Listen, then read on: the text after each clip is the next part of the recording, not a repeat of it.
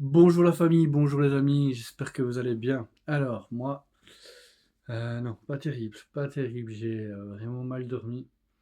J'ai pas arrêté de penser au match d'hier, match qui m'a totalement déçu de la part de notre Milan. Pas le fait d'avoir fait un 1 contre Com, un match nul contre Com, mais plus les choses qui sont après.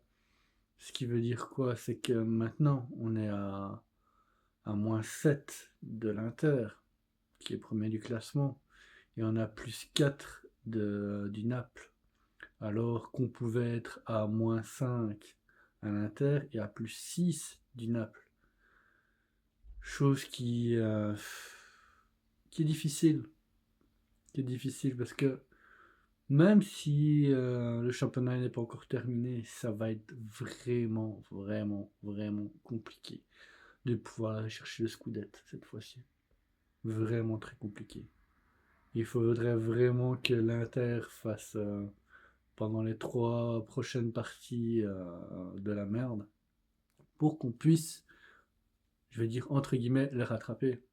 Et encore, ces 3 matchs-là, il faut que Milan il les gagne. Ce qui est pour l'instant difficile à penser. Quand j'ai vu le jeu d'hier, je vous avoue que j'ai pas encore redescendu au niveau tension, hein. Hier, j'étais là, maintenant je suis redescendu un petit peu là, mais bon. Ça, c'est le problème, c'est quand t'es fan du Milan, tu tiens au Milan, ça te prend à cœur, ça te prend aux tripes en fait, hein. Et de ce fait-là, ben, ça, ça chamboule toute ta soirée et la journée du lendemain. Ça, y a rien à faire. On va essayer un petit peu de parler un petit peu de ce match. Et on parlera aussi un petit peu des joueurs qui étaient sur le terrain. Alors, le match, grosso modo, moi j'ai envie de vous dire que c'était un match vraiment ennuyeux. Je sais que c'est un mot difficile à entendre, mais c'est vraiment ça. On n'a pas fait vraiment un beau jeu, même si voilà, Como n'a jamais été vraiment dangereux. La seule occasion qu'ils ont eue, c'est l'erreur de McMahon. Et ça, malheureusement, voilà, tout le monde peut faire des erreurs, et même notre gardien. Et honnêtement, moi, je lui pardonne directement. Parce que avec le nombre de fois qu'il nous a sauvé la vie, qu'il nous a fait gagner des parties, c'est pas à cause de cette petite erreur que je vais commencer à le critiquer. Non, non, non, ce serait dégueulasse de ma part par rapport à ça. Après, sur le match, peu d'intensité, un passage de balle assez lent, construction lente, euh, pas d'envie. Le fait aussi qu'on avait Nkunku et Rafaelo en attaque, ça n'a pas joué non plus à notre faveur. Parce que voilà, ce qui nous manque, bah, c'est l'attaquant de pointe et on l'a en guise de full croûte. Mais malgré ça, quand Fulkrut est rentré, ça a pas vraiment changé la donne. Parce que même Fulkrut, il est pas rentré correctement dans le match. Ouais, il a fait une ou deux choses qui étaient pas trop mal, mais dans l'ensemble, il m'a pas vraiment plu. Euh, que dire, franchement, que dire, le match il m'a pas emballé. Et je sais pas, j'avais ce pressentiment-là. Et je pense que je l'avais dit, mais peut-être à demi-mot, euh, quand je faisais allez, quand je faisais justement ma vidéo pour la conférence de presse et que j'en ai parlé, que j'avais peur justement de ce match-là. Peur que Milan répète justement le match contre Pise. Et ça n'a pas vraiment été une répétition, mais ils ont aussi mal joué. C'est clair que le match contre Com a été totalement différent du match aller, où là, Com vraiment dominait totalement le jeu, la première mi-temps, ça, sans aucun doute. Là, Com était plus attentiste. Il voulait vraiment obtenir simplement un résultat. Il ne voulait pas gagner. Parce que Com, à la base, c'est une équipe qui attaque. qui, qui fait beaucoup de pression, justement, dans la partie adverse. Là, on n'a pas vu grand-chose. À mon avis, c'était sûrement un choix de l'entraîneur Fabregas, ça. Et par rapport au choix aussi du Mister, je, il aurait pas dû mettre Nkunku et Raphaël Léon en même temps. C'est soit un, soit l'autre, mais pas les deux en même temps. Parce que on sait déjà qu'à la base, Raphaël Léo, il n'est pas au top, il n'est pas à 100%, et il ne sait pas faire ses courses comme il le fait d'habitude, malgré qu'il a mis un super beau but. Euh, c'est pas notre Raphaël Léo. Alors on peut commencer à prendre aussi des excuses par rapport à ça. Oui, nos joueurs, ils sont pas à 100%. Pulisic, Raphaël Leao, Imuka aussi Rabiot parce qu'il a été disqualifié à cause d'une carte rouge. On reprenait seulement Saelemaekers ici en deuxième mi-temps, qui a fait vraiment du bien d'ailleurs, malgré tout, par rapport à Tekame qui a été un petit peu en dessous par rapport à ses autres matchs où il était titulaire. Euh, un truc qui m'a plu, c'est Yachar. Parce que vous savez que Yachar, moi je suis un amoureux de ce joueur-là. Ne me demandez pas pourquoi, je sais pas, j'aime bien le joueur-là. Et voilà, il a fait une prestation correcte. Euh, il a montré voilà, qu'il a besoin de minutage, hein, il n'y a rien à faire, hein. C'est pas un joueur qui a beaucoup joué depuis ce début de saison, et ici je pense que le fait de pouvoir jouer une partie entière dans un match tel que Milan-Com, ça lui a fait du bien. Et on a vu quand même quelques belles petites choses de sa part, où voilà, il n'hésitait pas à sauter les milieux de terrain et faire des passes à l'avant. Euh, Modric a été aussi impeccable. Ça a vraiment été. C'est l'homme du match, hein, il n'y a rien à faire, hein. Il était là, que ce soit pour l'attaque, pour la défense, il récupérait des balles, il faisait des passes tranchantes. Mais voilà, si on n'a pas les joueurs devant pour recevoir le ballon, voilà. On a bien vu à la première mi-temps Nkunku. Nkunku, voilà, à part une faute qu'il a obtenue aux abords de la surface, on l'a pas vu. On l'a pas vu.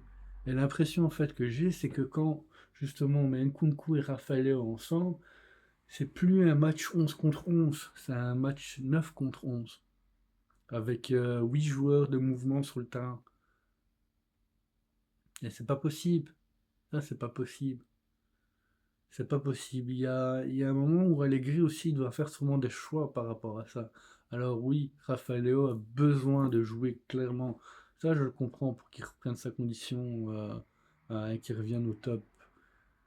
Mais pas dans des matchs comme ça, quoi. Pas dans les matchs qui sont hyper importants. C'est un match justement où on devait le récupérer pour revenir euh, au même niveau que l'Inter et le Naples en termes de match, je parle, pas en termes de points. Et là, ça n'a pas été le cas. Ça n'a pas été le cas. El Gris au point de vue tactique et même point de vue joueur, il aurait dû faire autre chose. Je pense que maintenant, voilà, c'est ma façon de penser et n'hésitez pas à me le dire en commentaire si vous pensez de la même façon que moi. Mais Fulkrug, il doit commencer le début du match directement, il doit commencer titulaire. Il doit commencer titulaire. Alors si ça va pas, mais on le remplace et à la deuxième période, comme on a fait un petit peu avec Nkunku. Mais là, non, c'est pas possible. Franchement, c'est pas possible. Je vais partir un petit peu sur les notes des joueurs et en même temps, je vais parler un petit peu de tout le monde. Alors, Mike Maignan, ben voilà, note des joueurs. J'y mettrais un 5,5 par rapport à son erreur. Parce que franchement, il n'a pas eu grand chose à faire. Il n'a pas dû faire des parades extraordinaires. Parce que Milan, on n'a jamais vraiment été dangereux, comme je vous le disais. Euh, ils se sont créés des occasions, mais à aucun moment ils étaient vraiment dangereux, qu'ils pouvaient marquer. Euh, c'est pour ça que je mettrais un 5,5 à Maignan. Puis De Winter a fait un très beau match, solide, même si voilà, il y avait que Nico Pats qui devait tenir. Il a fait un match solide. Je lui mettrais un 6,5. Franchement, plus il joue, ce gamin, plus il me fait plaisir, plus il montre qu'il mérite justement d'être un titulaire indiscutable pour notre Milan. Tomori, à part vraiment l'action juste après le 1-0 de Com, où il fait une belle transition, je ne sais plus avec quel joueur, je crois que c'est Ricci si je dis pas de bêtises, et il vient et il tire quasi en première intention. À part ça, Tomori, il a fait pas mal d'erreurs. Il a fait pas mal d'erreurs. Et pour moi, franchement, il mérite un 5. Franchement. Parce qu'il y a des mauvaises passes, des mauvaises relances, des mauvais choix. Il se fait passer assez facilement. Et ça, depuis quelques matchs, hein. J'ai aussi l'impression, un petit peu comme Fofana, qui régresse un petit peu en termes de performance. Puis Pavlovic, bah, il a fait son match aussi, un 6,5. Dommage qu'il a dû sortir pour la deuxième mi-temps, mais à mon avis, il s'est fait mal lors d'un contact avec un autre joueur. Donc voilà, pour ce qu'il a montré en tout cas, c'est le seul joueur défensif qui a fait en sorte d'amener le ballon vers l'avant. C'est vraiment, c'est une de ses caractéristiques, hein. C'est pour ça que Allegri aussi le met, c'est que voilà, il n'a pas peur de prendre le ballon et de filer vers le but et de faire un 1-2 avec ses coéquipiers pour pouvoir avancer. Euh, Puis, je parlerai de Barthez. Barthez, match correct, il a fait son match, voilà, un 6,5. Il a été solide, il a bien tenu le joueur qu'il avait. À aucun moment il s'est fait passer. Il a fait quelques bons centres aussi. C'est pour ça que je lui mettrais un 6,5. Je, puis on parle là-bas de Richie. Richie un petit peu déçu aussi. Un petit peu déçu. Je m'attendais à un impact un petit peu plus fort de sa part, offensivement que défensivement, parce que je sais pas si vous avez remarqué, mais Richie il a touché la balle un petit peu avant le goal, un petit peu avant qu'on se prenne le 1-0. Il n'a pas eu vraiment d'impact tactique à ce niveau-là. Et ça m'a un petit peu déçu. Je m'attendais à quelque chose de mieux de sa part, franchement. Quelque chose vraiment de mieux. Puis Modric, homme du match, hein, je m'attends à 7,5 directement hein, pour le travail qu'il fait et à son âge, franchement, c'est encore extraordinaire.